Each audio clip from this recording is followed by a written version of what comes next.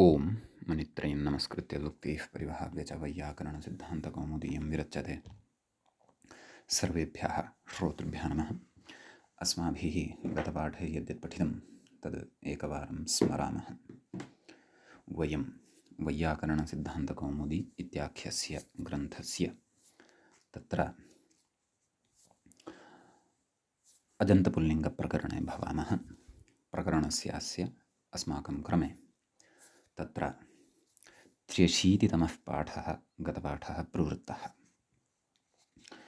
अस्मिन् पाठे वयं तत्र सर्वादौ ऋतु उत इति सूत्रस्थं विचारं कृतवन्तः। तत्र व्याख्यायां तपरकरणं प्रकृते ऋतु उत इत्यत्र तपरकरणं कुतः कृतं वर्तते, उदिति तपरकरणं कुतः वर्तते इत्यस्मिन् विषये केचन पूर्वपक्षाः तेषां च समाधानानि अस्माभिः तत्र पठितानि। तत्र द्विमात्रनिवृत्त्यर्थं तपरकरणं भवति इति अस्माभिः समाधानं किञ्चन तत्र लब्धं। ततश्च तत्र क्रोष्टुस् इत्यवस्थायां रात्सस्य इत्यनेन सूत्रेण सकारस्य लोपविधानम् अस्माभिः पठितं। तत्र रेफात् संयोगान्तस्य सस्य एव लोपः नान्यस्य इति अर्थः सूत्रस्य दृष्टः। क्रोष्टुः इति रूपं साधितम्। आमी तु तत्र परत्वात् त्रिजुवद्भावे प्राप्ते नुमचिरत्रिजुवद्भावेभ्यो नुट्पूर्वविप्रतिषेधेन इति तत्र वार्तिकम् अस्माभिः पठितं। तत्र परत्वात् त्रिजुवद्भावः प्राप्यमाणः आसीत्, परन्तु त्रिजुवद्भावः अत्र नेष्टः इति कृत्वा पूर्वविप्रतिषेधेन नुडेव भवति इति अस्य वार्तिकस्य तत्र त्रिजुवद्भावे प्राप्ते सति नुटः पूर्व विप्रतिषेधत्वस्य उदाहरणम् अस्माभिः दृष्टम्। नुमः प्रसङ्गे अचिरऋतः इत्यस्य च प्रसङ्गे पूर्वविप्रतिषेधेन नुटः प्रवृत्तिं वयम् अनुपदमेव अग्रे अग्रे द्रक्ष्यामः। समीचीनम्। ततः तत्र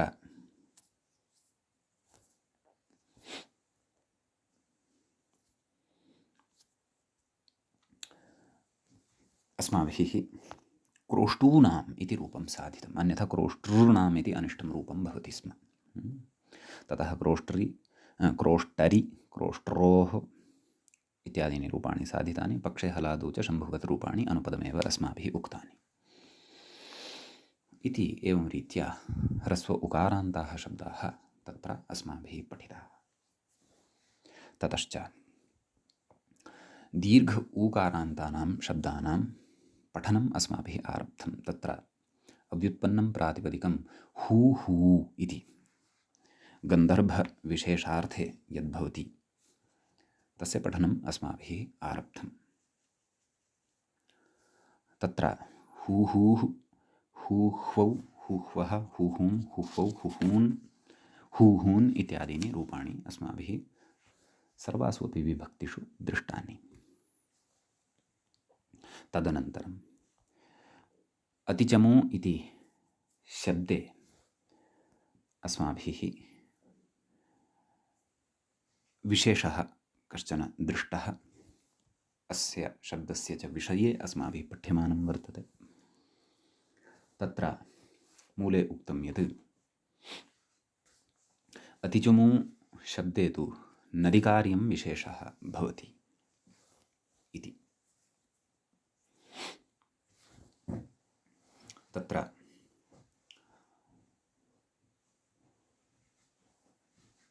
चमूशब्दः नाम प्रथमलिङ्गग्रहणं च इत्यनेन चमूशब्दः यः विग्रहवेलायां लौकिकविग्रहवेलायां स्त्रीलिङ्गे श्रुतः तस्य लिङ्गस्य ग्रहणं समस्तपदे अपि भवति इति पठितम्। तत्र प्रथमाविभक्तेः एकवचने सोर्लोपः न भवति। अनाबन्तत्वात् अङ्यन्तत्वाच्च। अतिचमूः इति रूपम् अस्माभिः साधितं। द्विवचने अतिचम्वौ इति, बहुवचने च अतिचम्वः इति रूपं। सम्बोधने तत्र ह्रस्वनद्यापोनुट्, यतः नदीसंज्ञा अस्य वर्तते इति कृत्वा ह्रस्वनद्यापोनुट् इत्यनेन ह्रस्वः दृष्टः। ततश्च इङ् ह्रस्वात् सम्बुद्धेः इत्यनेन सोर्लोपः कृतः। हे अतिचमु इति रूपं साधितम् एकवचने। द्विवचने तु हे अतिचम्वौ इति रूपं साधितं। बहुवचने च हे अतिचम्वः इति रूपं बहुवचने च साधितम्। समीचीनम्। ततः नाम प्रथमायाः सम्बोधनस्य च द्वितीयायाः च रूपाणि अस्माभिः तत्र दृष्टानि। अतिचमूम्, अतिचम्वौ, अतिचमून्। द्वितीयाविभक्तेः एकवचने अमि परतः पूर्वरूपं भवति, द्विवचने तु यण् भवति, बहुवचने पूर्वसवर्णदीर्घः भवति। अतः तस्मात् छसो नः पुंस् इत्यनेन अतिचमूस् इत्यवस्थायां सकारस्य नकारादेशे कृते अतिचमून् इति रूपं सिद्धं भवति। समीचीनम्। ततः तत्र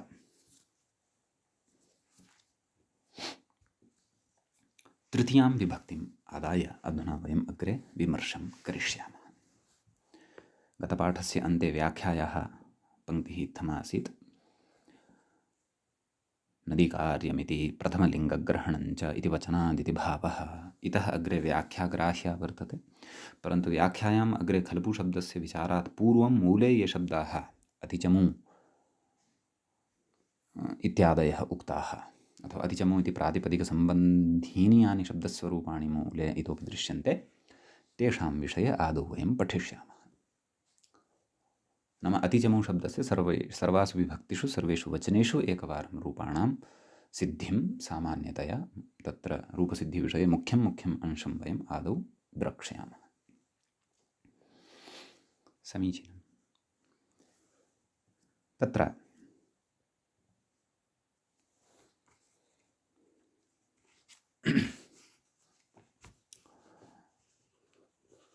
एतावान् विषयः अस्माभिः गते पाठे 83तमे पाठे विचारितः। अधुना तावत् अजन्तपुल्लिङ्गप्रकरणस्यास्य तत्र 84तमः पाठः एषः अग्रे आरब्धः भवति। समीचीनम्। तत्र अतिचमु इति शब्दस्य तृतीया विभक्तेः रूपाणि अस्माभिः द्रष्टव्यानि वर्तन्ते। तत्र अतिचमु ता, एवं खलु। अतिचमु ता इत्यवस्थायां यण् भवति, तावदेव। अतिचम् ऊकारस्य स्थाने व इति वर्णः आगच्छति। अतिचम्व अतिचम्वा इति रूपं तत्र साध्यते। द्विवचने भ्यां प्रत्ययः भवति, अतिचमूभ्याम् इति रूपं भवति। बहुवचने तु अतिचमूभिः इति रूपं भवति, भिसि सति। सर्वत्र दीर्घ ऊकारः, नाम द्विवचने बहुवचने च। एकवचने तु अत्र यण् जातः। चतुर्थी विभक्तेः एकवचनस्य रूपं मूले ग्रन्थकारेण प्रदत्तं वर्तते। तत् पश्यन्तु। किं कथयति? अतिचम्वै इति। कथमिदं रूपं सिद्ध्यति? स्मरामः, एतत् सम्बन्धीनि व्यवस्था अस्माभिः पठिता वर्तते। अतः एव व्याख्यात्र अत्र किमपि नोक्तम्। अध्येतारः स्वयं स्मरिष्यन्ति, स्मृत्वा अस्य रूपस्य सिद्धिं करिष्यन्ति। अतः अस्माभिः स्मर्तव्यं तत्। अतिचमु इति शब्दः भवति, ङे इति प्रत्ययः भवति, तस्य ए इति अवशिष्यते। अतिचमु इत्यस्य नदीसंज्ञा वर्तते, अतः आणनद्याः इत्यनेन ङितः ङे इत्यस्य आडागमः भविष्यति। अतिचमु आ ए, आटश्च इत्यनेन वृद्धिः भवति। अतिचमु ऐ, तदनन्तरं यण् भवति। ऊकारस्य स्थाने क्षन्तव्यः वकारः आगच्छति। अतिचं व ऐ मेलनेन अतिचं वै इति रूपं तत्र सिद्धं भवति। समीचीनं। द्विवचने अतिचमूभ्याम् इति रूपं भवति। तत्र भ्यामि सति तस्य सिद्धिः जायते। पूर्ववदेव नाम तृतीयाद्विवचनवदेव बहुवचने भ्यस् भवति, सस्य ऋत्वविसर्गे सति अतिचमूभ्यः इति रूपं भवति। पञ्चमी विभक्तेः एकवचनस्य रूपं दत्तम् अस्ति मूले। षष्ठी विभक्तेः एकवचनस्यापि दत्तम् अस्ति। आदौ पञ्चमी विभक्तेः एकवचनस्य साधयामश्चेत् षष्ठ्याः एकवचनस्यापि रूपं सिद्धम् इत्येव चिन्तनीयम्। समीचीनम्। तत्र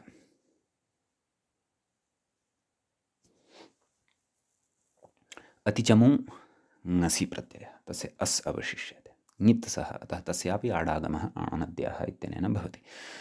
अतिचमु इत्यस्य नदीसंज्ञा वर्तते अतः। ततः परतः ङितः आडागमः अत्रापि भवति। अतः सर्वत्र तत्र यत्र ङित् प्रत्ययः परतः वर्तते तस्य आडागमः अत्र भविष्यत्येव। कुतः? नदीसंज्ञा अतिचमु इत्यस्य शब्दस्य वर्तते इति कृत्वा। समीचीनम्। तर्हि तस्य आ अस् इति स्थितौ न्याय्यत्वात् वृद्धिः, यद्यपि सवर्णदीर्घेनापि आस् इति भवति, परन्तु न्याय्यत्वात् आटश्च इत्यनेन एव वृद्धिरेव वक्तव्या।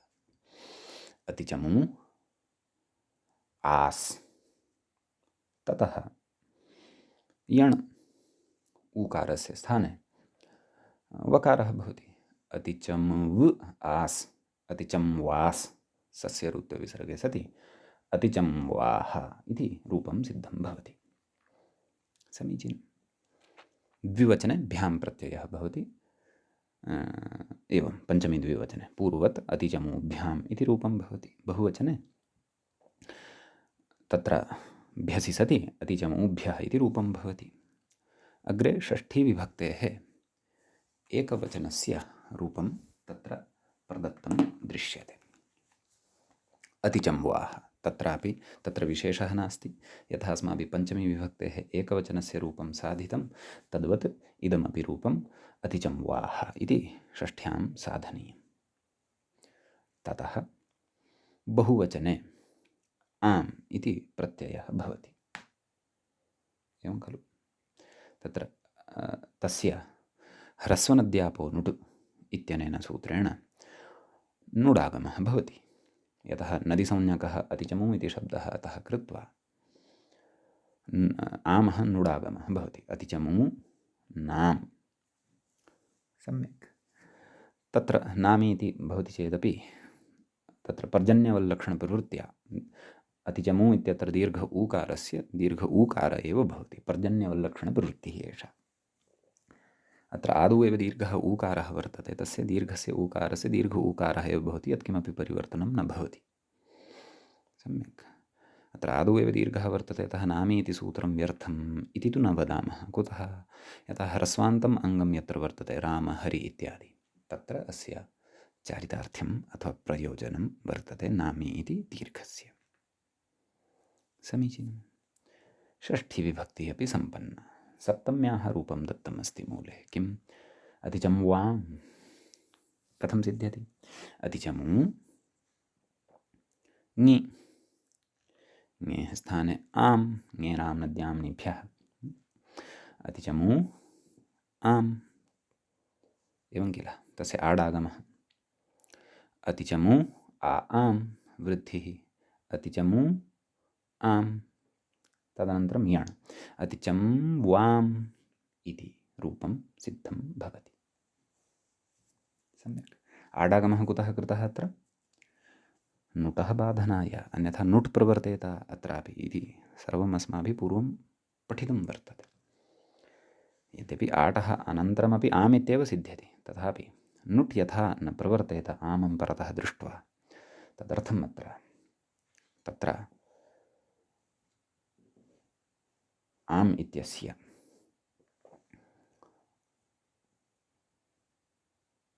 नैव तत्र एवं तदर्थं तत्र आटः आगमः कर्तव्यः एव। ततः यणि सति अतिचं वाम् इति रूपं साधनीयं।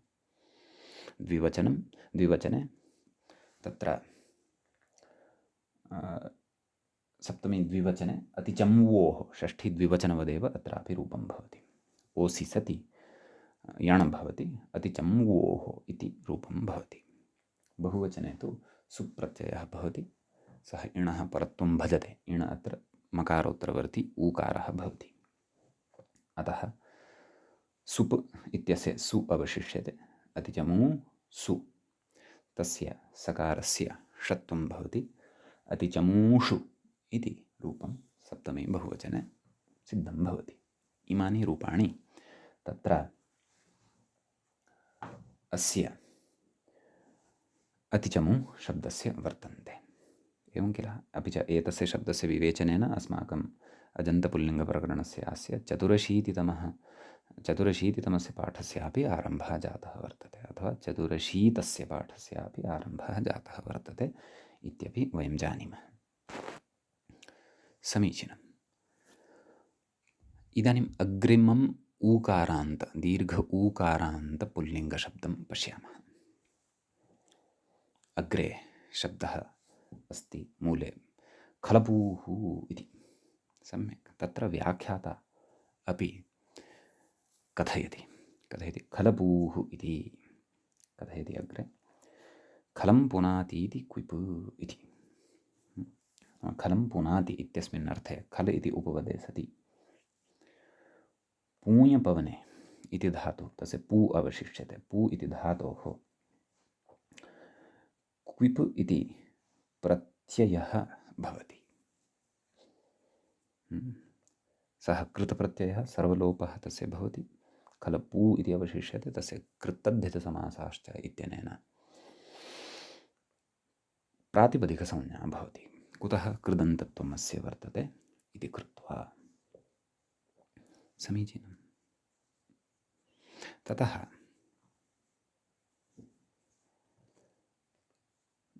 प्रथमाविभक्तेः एकवचने तावत् प्रकृते खलपू औ इत्यवस्थायां,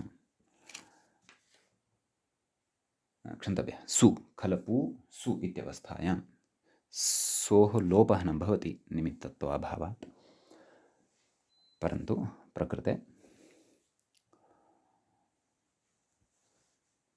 सस्यऋत्विसर्गे सति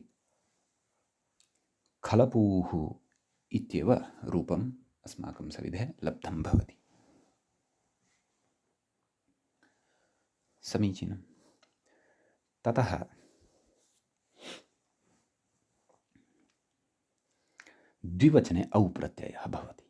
तत्र व्याख्याता कथयति खलपू औ। बहुवचनविषये अपि विचारं कुर्वन् अस्ति युगपत् व्याख्याता कथयति खलपू अस्, अस् अर्थात् जस्, जसः अस् अवशिष्यते इति वयं जानीमः। खलपू अस् इति स्थिते अजिष्णुधातुभ्रुवां योर्यमङु इति उङि प्राप्ते। एवं खलु? नाम द्विवचने बहुवचने च अचिष्णुधातुभ्रुवां योर्यमङु इत्यनेन सूत्रेण खलपू इत्यत्र ऊकारस्य उङादेशः प्राप्तः वर्तते। यदि उङादेशः स्यात् तर्हि इष्टं रूपं खलप्वौ इति न सिद्ध्येत्, परन्तु खलपुवौ, किं खलपुवौ इति रूपम् अनिष्टं सिद्ध्येत। बहुवचने च खलपुवः इति च सिद्ध्येत्। अपेक्षितं किं? खलप्वौ खलप्वः इति रूपद्वयम् अत्र अपेक्षितम्। तर्हि तादृशं किमपि वचनं कर्तव्यं येन वचनेन तत्र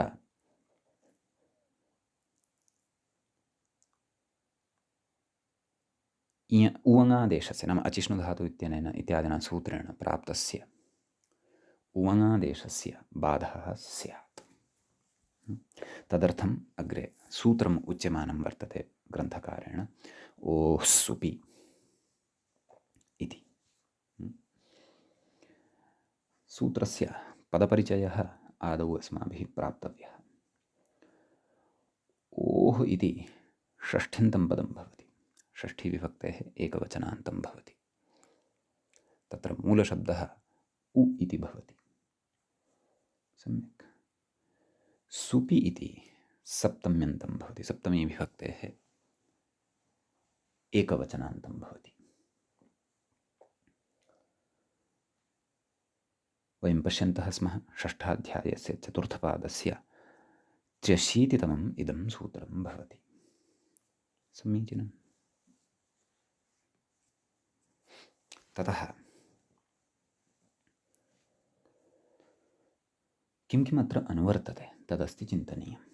तत्र व्याख्याता कथयति एरनेकाचः पूर्वं सूत्रं पठितं खलु एरनेकाचो संयोगपूर्वस्य कथयति इति सूत्रम् एः इति वर्ज्यम् अनुवर्तते। तस्य सूत्रस्य सर्वोऽपि अर्थः अस्माकं बुद्धौ वर्तते इति वयं जानीमः। तस्मात् अनेकाच संयोगपूर्वस्य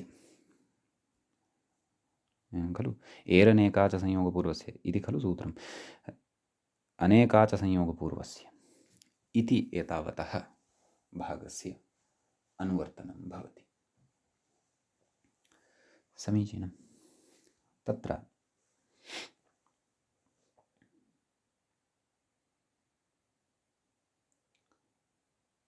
अग्रे कथयति अचिष्णुधातु इत्यतः अचीत्यनुवृत्तं तेन सुपीति विशेष्यते। अचिष्णुधातु भ्रुवां योर्यङौ तस्मात् सूत्रात् अचि इत्यस्य अनुवर्तनं भवति। तेन सुपि इति विशेष्यते। नाम अत्र यत् सुप् इति वर्तते सुपि इति सप्तम्यन्तं वर्तते तद्विशेष्यते। नाम सुपि इति विशेष्यपदं भवति। कीदृशं सुप् अच् सुप् इति तस्य विशेषणत्वेन अत्र तिष्ठति। अतः विशेष्य विशेषणभावे लब्धे अत्र तदन्तविधिः प्राप्तः भवति येन विधिस्तदन्तस्य। परन्तु तदन्तविधिः अत्र नापेक्षितः इति कृत्वा तदादिविधिः अत्र आरभ्यते। सम्यक्। अतः तत्र यस्मिन् विधिस्तदादावल्ग्रहणे इत्यनेन सूत्रेण तदादिविधिः अस्माभिः कर्तव्यः। समीचीनम्।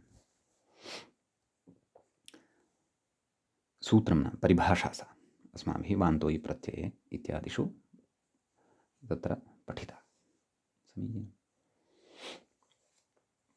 अग्रे कथयति इणो इण इत्यतः यणित्यनुवर्तते।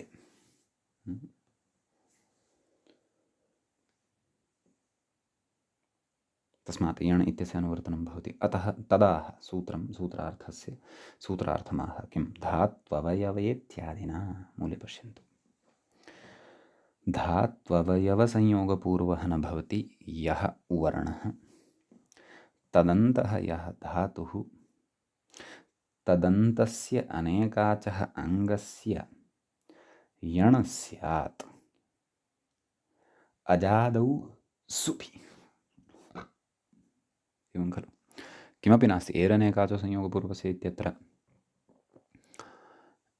इकारस्य विषये आसीत् चर्चा। अत्र उकारस्य विषये अस्ति चर्चा। अत्र अजादिः सुप् परतः अपेक्षितः। तत्र अच् परकत्वम् अपेक्षितमिति तत्रापि आसीत्। तत्रापि अचिष्णुधातु इत्यस्मात् अचि इत्यस्य अनुवर्तनम् अस्माभिः कृतमेव। समीचीनं। तर्हि पुनः सूत्रार्थं विचारयन्तु। धात्ववयवसंयोगपूर्वो न भवति यः उवर्णः नाम तादृशः उवर्णः यस्मात् पूर्वं कस्यचित् धातोः संयोगः न स्यात्। सः संयोगः कस्यचित् धातोः अवयवभूतः न स्यात्। तदन्तः यः धातुः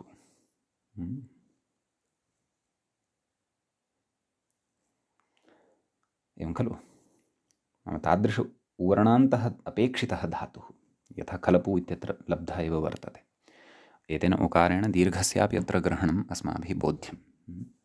तदन्तः यः धातुः तदन्तस्य अनेकाचः अङ्गस्य नाम तादृशः धातुः अन्ते भवति यस्य अङ्गस्य यथा खलपु इति अङ्गं वर्तते अनेकाचः सः अनेकाच अपि अपेक्षितः यण् स्यात्। तस्य यण् भवति कदा अजादौ सुपि नाम तादृशः सुपि यदा परतः भवति यस्य आदौ अच् प्रत्याहारस्थः कोऽपि वर्णः अथवा कश्चन स्वरः भवति तदा। समीचीनं। तत्र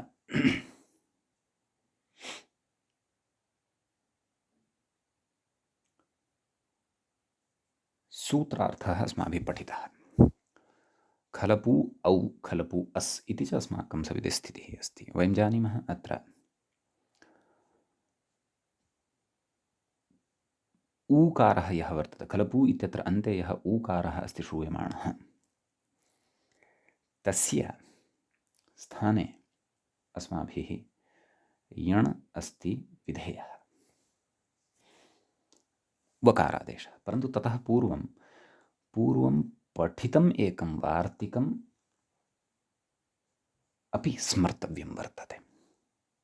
तद्वार्तिकं पूर्वं पठितं वर्तते, परन्तु पूर्वम् अत्र पुनः अत्र प्रसङ्गानुरोधेन अथवा तस्य स्मारणप्रयोजनेन वा अत्र तद्वार्तिकं पुनः उपस्थाप्यमानं वर्तते। सम्यक्। तद्वर्तते एवं गतिकारकेतरपूर्वपदस्य यण्णेष्यते। कथयति इदं वार्तिकम् अत्रानुवर्तते, इदमपि वार्तिकम् अत्रानुवर्तते इति भावः।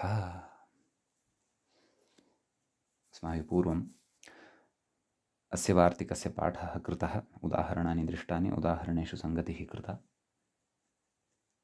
दुर्धियौ वृश्चिकभियौ इत्यादिषु समन्वयनं कृतं।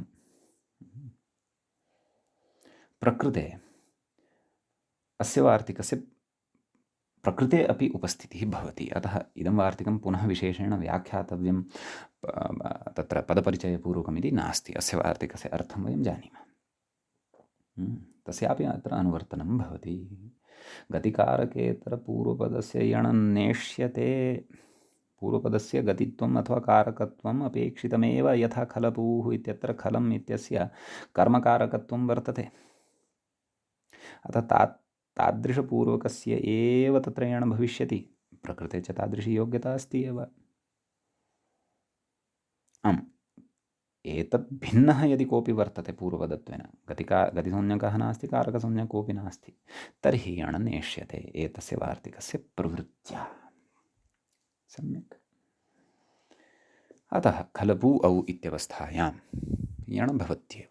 पकारोत्तरवर्तीयः ऊकारः तस्य निषेधो जायते, नाम तस्य उमङादेशस्य निषेधो जायते, यणेव भवति। खलप्व औ खलप्वौ इति रूपं सिद्धं भवति। बहुवचने च खलप्वः इति रूपं तत्र सिद्धं भवति। समीचीनं। कथयति कारकपूर्वकत्वात् इह यणिति भावः। कारकपूर्वकत्वमस्य वर्तते इति कृत्वा अत्र यण् भवत्येव। सम्यक्। ततः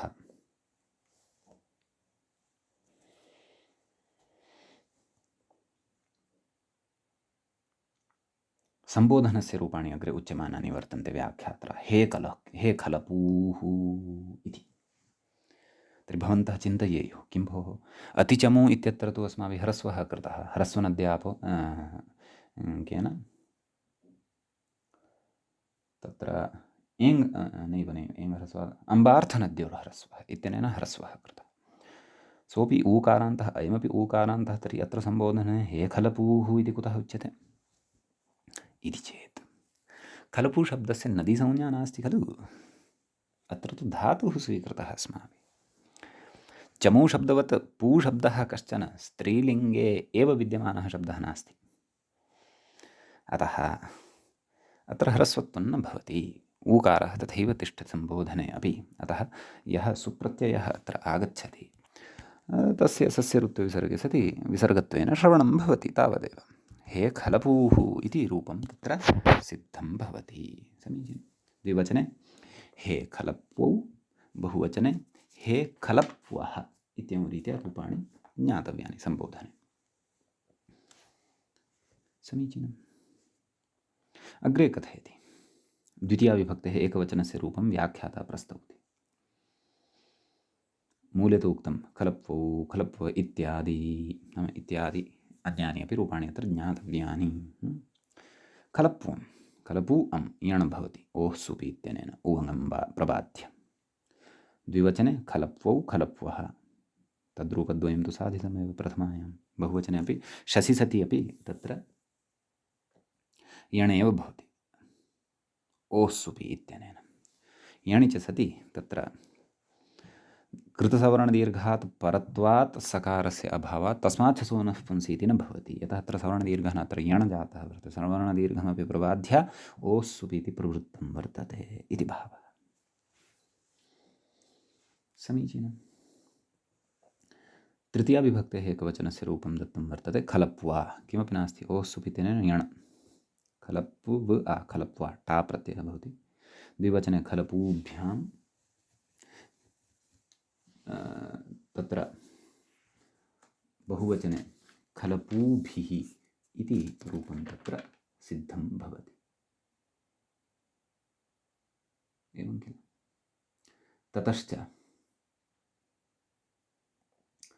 तत्र द्विवचने नाम चतुर्थी विभक्तेः एकवचने कथमत्र रूपं खलप्वे। नदीसंज्ञा नास्ति, अतः नदीसंज्ञाश्रितानि कार्याणि अत्र यानि कानि अपि न भविष्यन्ति इति स्मर्तव्यं। खलप्वे खलपू ए यणि सति खलप्वे इति सिद्ध्यति। द्विवचने खलपूभ्याम् इति रूपं सिद्ध्यति। बहुवचने खलपूभिः खलपूभ्यः भ्यस् प्रत्ययः खलु चतुर्थी बहुवचने। इमानि एतद्रूपद्वयमपि सिद्ध्यति। पञ्चमी विभक्तेः रूपं दत्तम् अस्ति, पश्यन्तु व्याख्यात्रा खलप्वः। किमपि नास्ति, खलपू अस् ङसि इत्यस्य अस् अवशिष्यते, यणि सति खलप्वः इति रूपं सिद्धं भवति। द्विवचने खलपूभ्यां, बहुवचने खलपूभ्यः इति रूपं भवति, चतुर्थी बहुवचनवदेव। षष्ठ्याः रूपं दत्तं वर्तते खलप्वः, यथा पञ्चम्यां तथा अत्र नास्ति भेदः। द्विवचने षष्ठी द्विवचनस्य रूपं दत्तमस्ति खलप्वोः इति पश्यन्तु। समीचीनं। बहुवचने तु आमि सति नुट् न भवति। कुतः? ह्रस्वान्तत्वं खलपू शब्दस्य नास्ति, नदीसंज्ञात्वम् अस्य नास्ति, आबन्तत्वम् अपि अस्य नास्ति। अतः तत्र अपि यण् एव भवति। खलपू आम् यणि सति खलप्वाम् इति रूपं भवति षष्ठीविभक्तेः बहुवचने। सप्तमी विभक्तेः एकवचनस्य रूपं दत्तम् अस्ति तत्र खलप्वि।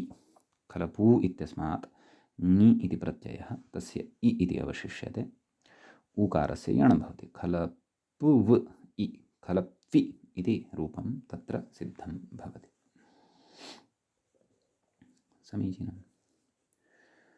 अग्रे तत्र उच्यते इह अजादौ एरनेकाचः इति यणः असम्भवात् उङि प्राप्ते अनेन सूत्रेण यणिति भावः। सर्वत्रापि अजादिपरतः अनेन सूत्रेण केन? ओः सुपि इत्यनेन। एरनेकाच इति यणः असम्भवात्, नाम यण् तु अत्र न सम्भवति। कुतः? नाम एरनेकाचः इत्यनेन यण् न सम्भवति। कुतः? इकारान्तत्वं खलपू इत्यस्य शब्दस्य नास्ति। अतः उङि प्राप्ते, अतः तेन उङ್ प्राप्तः भवति। नैव नैव पुनः वदामि, इह अजादौ एरनेकाच इति यणः असम्भवात्। सत्यं सत्यं सत्यं। नाम अजादौ परतः एरनेकाचः इत्यनेन यण् कर्तुं न शक्यते, कर्तव्यः यणेव, परन्तु तेन इकारान्तस्य यण् क्रियते। अयं तु ऊकारान्तः वर्तते, अतः यण् न सम्भवति। असम्भवात् उङि प्राप्ते, तस्मात् उङ್ प्राप्तः आसीत् केन? अचिष्णुधातुगृहाञ्योर्यमो इत्यनेन। अनेन सूत्रेण यणिति भावः। अतः अनेन सूत्रेण तत्र यण् क्रियते केन? ओः सुपि इत्यनेन। समीचीनम्। ततः अग्रे उवङः अपवादः यणिति फलितम्। अयं यण् अपि अयं यण् नाम ओः सुपि इत्यनेन विहितः यण् केवलस्य उङः अपवादः भवति। एरनेकाचः इत्यनेन विहितः यण् केवलस्य इयङः अपवादः भवति। अग्रे कथयति इयङमनु एरनेकाचः इति ओः सुपि इति यण च सर्वत्र पूर्वरूपसवर्णदीर्घापवादाः इति। इयङादेशः ओङादेशश्च अपि च एरनेकाचः इत्यनेन विहितः यण ओः सुपि इत्यनेन विहितः च यण एते सर्वेपि सर्वत्र पूर्वसवर्णदीर्घापवादनं तत्र पूर्वरूपसवर्णदीर्घापवादनं पूर्वरूपं सवर्णदीर्घं च प्रबाध्य प्रवर्तन्ते। इयङादेशो वा भवतु ओङादेशो वा भवतु अनयोः द्वयोः अपवादः एरनेकाचः इति वा भवतु ओः सुपि इति वा भवतु सम्यक् तच्च अस्माभिः रूपाणां सिद्धिवेलायां दृष्टमेव व्याख्यात्र स्मारितम् अस्माकं दार्ढ्याय चिरस्थायि स्मरणाय इति खलपूशब्दविषये अत्र कश्चन विशेषः उच्यते।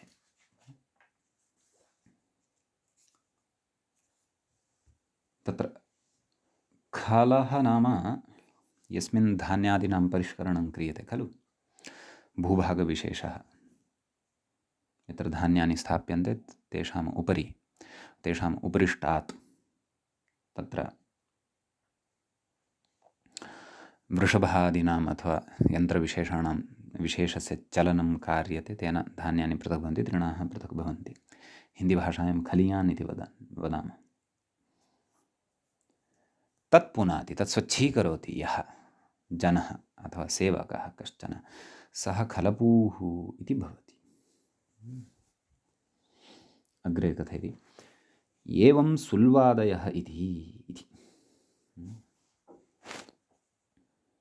मूले उक्तम् अस्ति एवं सुल्वादयः इति सुल्वादि नाम सुलू शब्दाः अपि एवं सिद्ध्यन्ति इति तत्र कथयति व्याख्याता तस्य विग्रहं बोधयन् अस्ति सुष्ठु लुनातीति सुलूः इति सम्यक्तया यः लुनाति सम्यक्तया यः छेदनं कर्तनं करोति लूयच्छेदने इति धातुः भवति सः सुलूः इति भवति।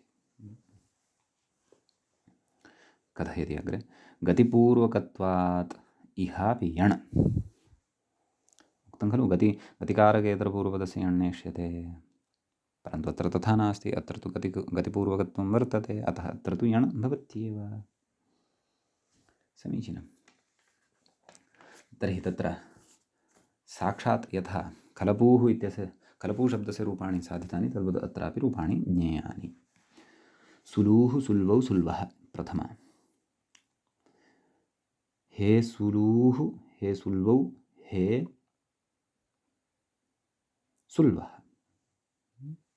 इति द्वितीया क्षन्तव्य इति सम्बोधनं द्वितीयायां सुल्वं सुल्वौ सुल्वः तृतीया सुल्वा सुलूभ्यां सुलूभिः चतुर्थी सुल्वे सुलूभ्यां सुलूभ्यः पंचमी सुल्वः सुलूभ्यां सुलूभ्यः षष्ठी सुल्वः सुल्वोः सुल्वां सप्तमी सुल्वि सुल्वोः सुलूषु इति खलपूवदेव रूपाणि अत्र ज्ञातव्यानि।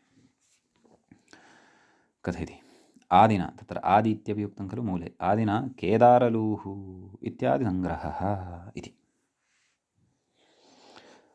केदारं लुनाति केदारः नाम क्षेत्रं क्षेत्रे विद्यमानं सस्यजातम् अथवा सस्यसमूहं लुनाति इति भावः केदारस्य लवनं छेदनं शक्यं वा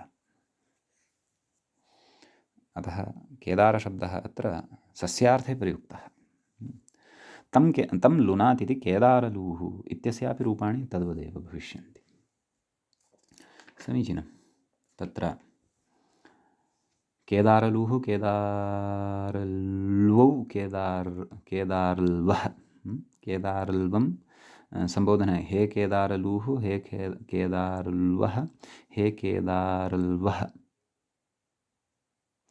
द्वितीया केदारल्वं केदारल्वौ केदारल्वः तृतीया केदारल्वा केदारलूभ्यां केदारलूभिः चतुर्थी केदारल्वे केदारलूभ्यां केदारलूभ्यः पंचमी केदारल्वः केदारलूभ्यां केदारलूभ्यः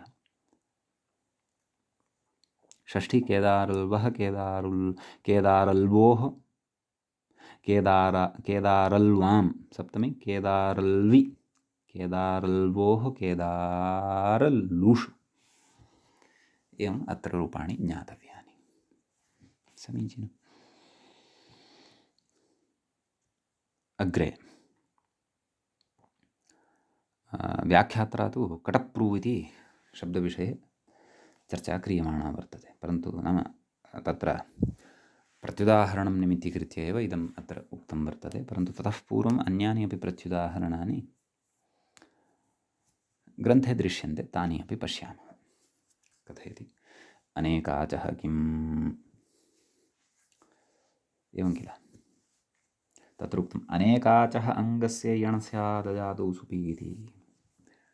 यथा खलपु, सुलु, केदारलु एते शब्देपि एते सर्वेपि शब्दाः अनेकाचः वर्तन्ते एवं किल, परन्तु तत्र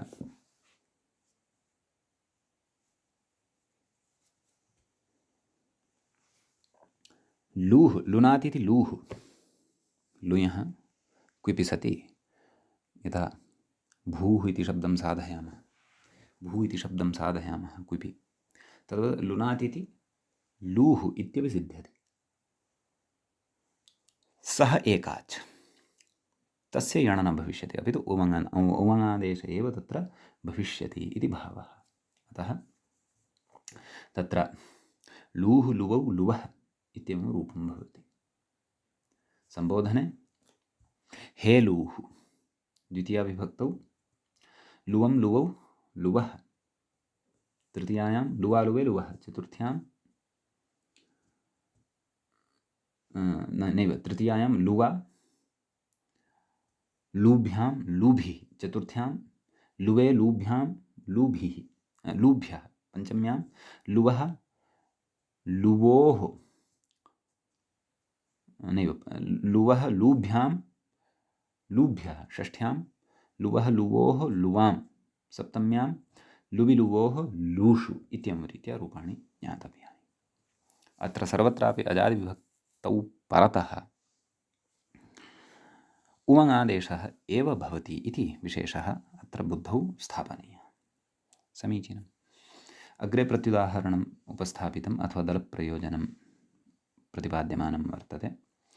धात्ववयव इति किम् उक्तं खलु, तत्र धात्ववयवसंयोगपूर्वो न भवति यः उवर्णः, तस्य उदाहरणं दीयते। उल्लूः उल्वौ उल्वः इति।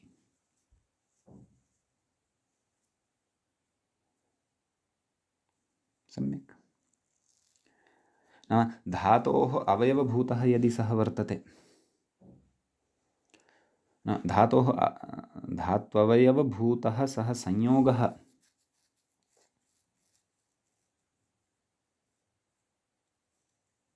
वर्तते, नाम अत्र धात्ववयव इति खलु पृष्टं वर्तते मूले, तत्र धात्ववयव संयोगः अपि आश्रयणीयः। धात्ववयवसंयोगपूर्वः न भवति यः इति। तर्हि पश्यन्तु, उल्लूः इत्यत्र उद् उपसर्गपूर्वकात् लूयछेदने इति धातुः भवति। प्रकृते धात्ववयवसंयोगपूर्वकत्वं नास्ति, अतः यणः निषेधः न भवति, यण अत्र प्रवर्तते एव, उवङ् न प्रवर्तते। यतः अत्र द्वयोः लकारयोः यः संयोगः दृश्यमानः वर्तते, सः संयोगः धातोः संयोगः नास्ति। एवं किल, एष संयोगः धातोः संयोगः नास्ति। अत्र प्रथमः लकारः तु उद् इति दकारस्य परसवर्णत्वेन लब्धः लकारः वर्तते, धातुस्थः लकारः एषः नास्ति। धातौ तु संयोगः एव नास्ति, धातौ तु एकमेव व्यञ्जनं वर्तते, लकारः। सम्यक्। अतः अत्र उल्लूः उल्वौ उल्वः इत्येवं रीत्या यण कर्तव्यः एव। हे उल्लूः हे उल्वौ हे उल्वः। द्वितीयायां हे उल्वं हे उल्वौ हे क्षन्तव्यः उल्वम् उल्वौ उल्वः। तृतीया उल्वा उल्लूभ्याम् उल्लू क्षन्तव्यः उल्लूभिः। चतुर्थी उल्वे उल्लूभ्याम् उल्लूभ्यः। पंचमी उल्वः उल्लूभ्याम् उल्लूभ्यः। षष्ठी उल्वः उल्वोः उल्वां। सप्तमी उल्वि उल्वोः उल्लूषु इत्येवं रीत्या अत्र रूपाणि ज्ञातव्यानि। समीचीनं। ततः अग्रे पृच्छति असंयोगपूर्वस्य किम्।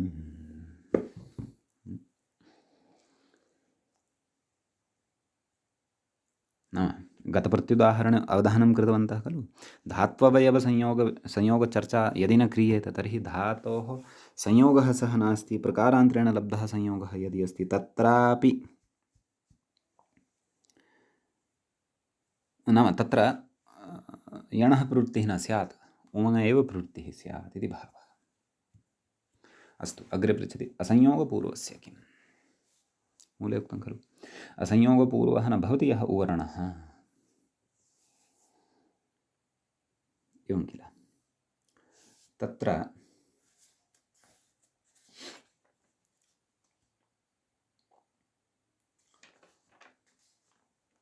कटप्रूः इति प्रत्युदाहर्यते। तत्र व्याख्यात्र अस्ति उच्यमानं, पश्यन्तु। प्रूगतौ इति धातुः भवति। क्विब् वचि इत्यादिना क्विप् उकारस्य दीर्घश्च इति उच्यते। क्विब् वचि प्रच्छायत इत्यादि सूत्रम् अग्रे पठिष्यते अस्माभिः। तेन सूत्रेण नैव तद् वार्तिकं वर्तते, तेन वार्तिकेन अत्र क्विप् प्रत्ययः भवति, तस्य सर्वलोपः भवति। तत्र कट इति द्वितीयान्तात् पूर्वपदात् प्रू धातोः क्विप् प्रत्ययः भवति। गत्यर्थकः एषः धातुः भवति। तर्हि तत्र एतेन सूत्रेण क्विप् प्रत्ययः दीर्घश्च नाम दीर्घोऽपि भवति। यद्यपि प्रू गतौ इति धातौ आदौ एव दीर्घः दृश्यते, परन्तु क्वचित् यत्र दीर्घः न भवति येषु धातुषु तस्य दीर्घविधानाय अत्र दीर्घत्वम् एतेन सूत्रेण अपि उच्यते, दीर्घत्वमपि उच्यते इति भावः। समीचीनम्। कडप्रूः इति रूपं तत्र सिद्धं भवति।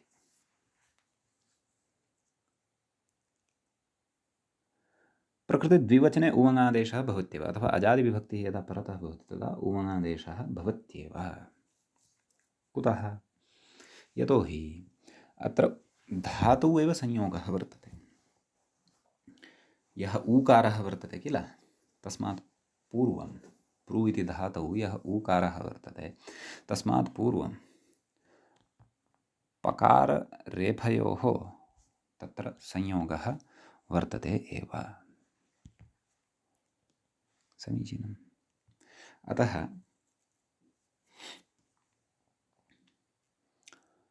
प्रथमाविभक्तेः एकवचने कडप्रूः, द्विवचने कडप्रौ इति न, परन्तु कडप्रुवौ इति रूपं। बहुवचने कडप्रुवः। संबोधने हे कडप्रूः, हे कडप्रुवौ, हे कडप्रुवः इत्येवं रूपम्। द्वितीयायां तत्र कडप्रुवम् उवङादेशः भविष्यति। कडप्रुवं, कडप्रुवौ, कडप्रुवः उवङादेशः भविष्यति। तृतीयायां कडप्रुवा, कडप्रूभ्यां, कडप्रूभिः। चतुर्थ्यां कडप्रुवे, सर्वत्र अजादौ विभक्तौ परतः उवङादेशः विशेषः। कडप्रूभ्यां, कडप्रूभ्यः। पंचम्यां कडप्रुवः, कडप्रूभ्यां, कडप्रूभ्यः। षष्ठ्यां कडप्रुवः, कडप्रुवोः, कडप्रुवाम् उवङादेशः। सप्तम्यां कडप्रुवि, कडप्रुवोः, कडप्रूषु इत्येवं रीत्या रूपाणि अत्र ज्ञातव्यानि। समीचीनम्। अग्रे कथयति गति इत्यादि किं परमलुवौ इति।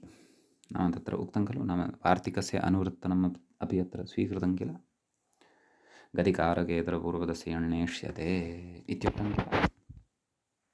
अतः तद् कुतः उच्यते इति चेत्, यदि गतिसंज्ञकः पूर्वपदत्वेन वर्तते, यदि वा नैव, यदि गतिसंज्ञकभिन्नः कश्चन पूर्वपदत्वेन वर्तते, अपि च कारकसंज्ञकभिन्नोऽपि कश्चन पूर्वपदत्वेन वर्तते, तर्हि अपि अयं यण् न भवति, अपि तु उवङ् भवति इति भावः। तत्र उच्यते, प्रत्युदाह्रियते मूले, तत्र व्याख्यात्रा इङ्गितं क्रियते, परमलुवौ इति मूले पश्यन्तु, परमलुवौ इति कथयति। परमश्चासौ लूश्च इति विग्रहः इति।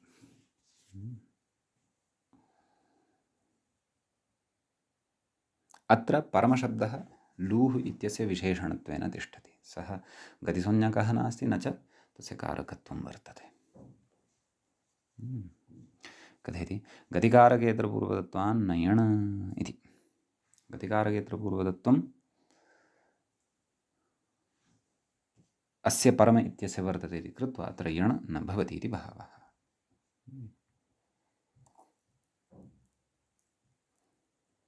एवं किल। तर्हि तत्र कथं रूपाणि? परमलूः परमलुवौ, यण् न भविष्यति, उवङ् भविष्यति। परमलुवः, हे परमलूः हे परमलुवौ हे परमलुवः। द्वितीया, हे परमलुवं हे क्षन्तव्यः, परमलुवं परमलुवौ परमलुवः। तृतीया, परमलुवा परमलूभ्यां परमलूभिः, परमलुवे परमलूभ्यां परमलूभ्यः, परमलुवः परमलूभ्यां परमलूभ्यः, परमलुवः परमलुवोः परमलुवां, परमलुवि परमलुवोः परमलूषु इत्येवं रीत्या अस्य अपि रूपाणि अस्माभिः अत्र ज्ञातव्यानि। अग्रिमं प्रत्युदाहरणं प्रस्तौति, पृच्छति सुपि किम्? एवं किल, लुलुवतुः इति। तत्र कथयति, तद् व्याख्याता कथयति, अतुसि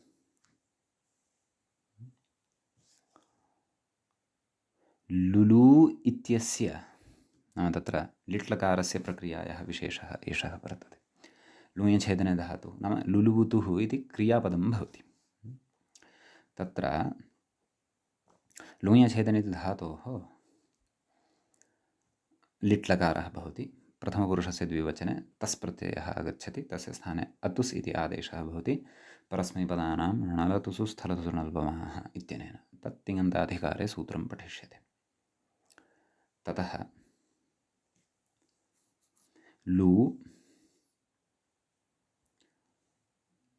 अतुस् द्वित्वं भवति धातोः, लूलु अतुस्, अभ्यासस्य ह्रस्वः भवति, ह्रस्वः इत्यनेन सूत्रेण। द्वित्वं लिटि धातुरनभ्यासस्य इत्यनेन, ह्रस्वः इत्यनेन अभ्यासस्य ह्रस्वः भवति। अर्थात् प्रथम लू इत्यस्य ऊकारस्य ह्रस्व उकारः भवति। लु लू अतुस्।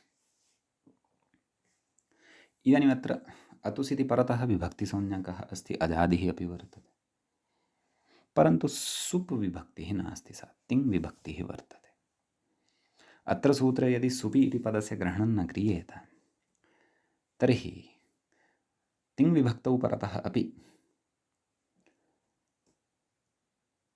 अस्य ऊकारस्य ओः इत्यतावता एव सूत्रेण यण् स्यात्। लुलुवतुः प्रयोगः कः अपेक्षितः? लुलुवतुः। लुलुवतुः इति न स्यात्, लुलुवतुः इति,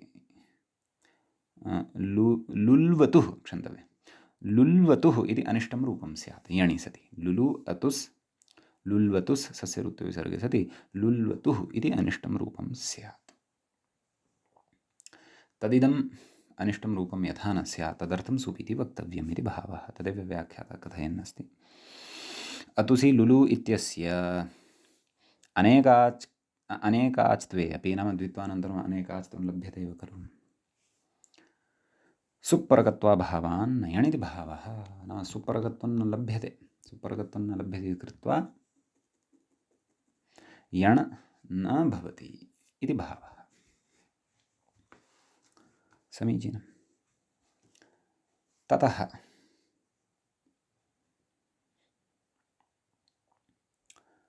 अग्रेपि प्रत्युदाहरणं नैव, अधुना प्रत्युदाहरणं नास्ति, अधुना शब्दान्तरं चिन्त्यमानं वर्तते। ओः सुपि इति सूत्रगतानि प्रत्युदाहरणानि सम्पन्नानि। अग्रे कथयति स्वभूरिति स्वस्मात् भवति इति क्विप्, नाम स्वस्मात् भवति इत्यस्मिन् अर्थे स्व इति उपपदपूर्वकत्वात् भूधातोः क्विप् प्रत्ययः भवति। तत्सर्वं कृतप्रकरणे पठिष्यते। क्विपि सति कुतः कृत्वात् कृतद्धितसमासाश्चित्यनेन प्रातिपदिकसंज्ञा भवति। स्वभू इति शब्दः प्रातिपदिकत्वेन अस्माकं सविधे लभ्यते इति भावः। समीचीनं। ततः कथयति कारकपूर्वकत्वात् यणि प्राप्ते आह। अत्र स्वस्मात् भवति इति, स्व इत्यस्य कारकपूर्वकत्वं वर्तते। अतः गतिकारकेतरपूर्वपदस्य यण्णेषदिति नियमत्वात्, नाम अत्र यणः निषेधः नास्ति। कुतः? गतिकारकपूर्वकत्वं वर्तते, कारकपूर्वकत्वं वर्तते, अतः कृत्वा यण् प्राप्तः भवति केन? ओः सुपि इत्यनेन। परन्तु प्रकृते अयं यण् नापेक्षितः। अतः स्मारयति, पठितं सूत्रं स्मारयति। किं कथयति? न भूसुधियोः इति। न भूसुधियोः इत्यनेन ओः सुपि इत्यनेन प्राप्तस्य यणः निषेधः अत्र क्रियते। इदञ्च सूत्रं सुधिः शब्दनिरूपणावसरे अस्माभिः पठितम् इति भवन्तः जानन्ति।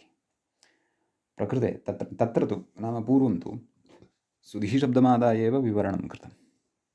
प्रकृते तु इदानीं भूशब्दमादाय विवरणम् अथवा व्याख्यानं क्रियमाणं वर्तते। अतः एतेन सूत्रेण ओः सुपि इत्यनेन प्राप्यमाणस्य यणः निषेधः क्रियते। ततः उमनादेशः सावकाशः भवति। अतः स्वभूः इति प्रथमाविभक्तेः एकवचने, द्विवचने स्वभुवौ स्वभुवः एवं रीत्या रूपाणि भवन्ति। तत्र सम्बोधने हे सुभूः, हे स्वभूः, हे स्वभुवौ, हे स्वभुवः एवम् उमङ्गादेशयुक्तानि रूपाणि भविष्यन्ति। द्वितीया सुभुवं, सुभुवौ सुभुवः, सुभुवा सुभूभ्यां सुभूभिः, सुभुवे सुभूभ्यां सुभूभ्यः, सुभुवः सुभूभ्यां सुभूभ्यः, सुभुवः सुभुवोः सुभुवां,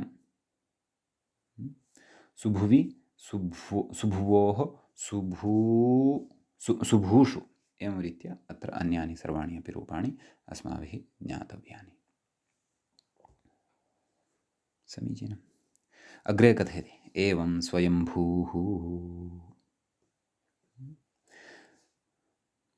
एवं किल प्रकृते अपि स्वयंभूशब्दस्यापि सिद्धिः इत्थम् अस्माभिः ज्ञातव्या।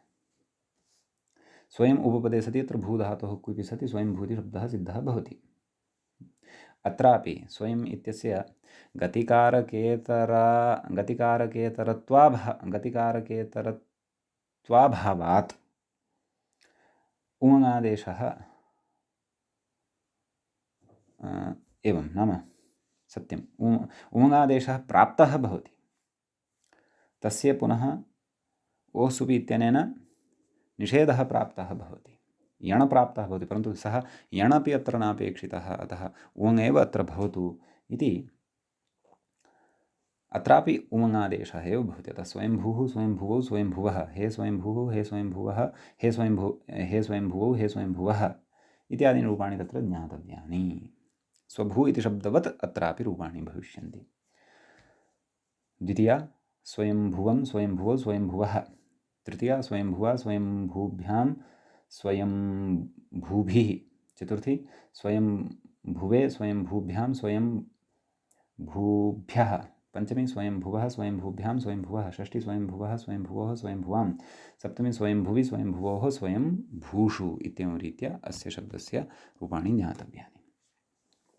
अद्य तावत् एतावन्तमेव विशेषमत्र वयं पठितवन्तः। इतः अग्रे ये विचाराः ग्रन्थकारेण क्रियमाणाः वर्तन्ते तान् वयम् अग्रिमे पाठे द्रक्ष्यामः। अत्रैव मङ्गलं कुर्मः। मुनित्रयं नमस्कृत्य उक्तिः परिभाव्य च वैयाकरणसिद्धान्तकौमुदीयं विरच्यते। एवञ्च अजन्तपुल्लिङ्गप्रकरणस्यास्य अस्माकं क्रमे 84तमः पाठः एषः सम्पन्नतां गतः। नमः सर्वेभ्यः श्रोतृभ्यः।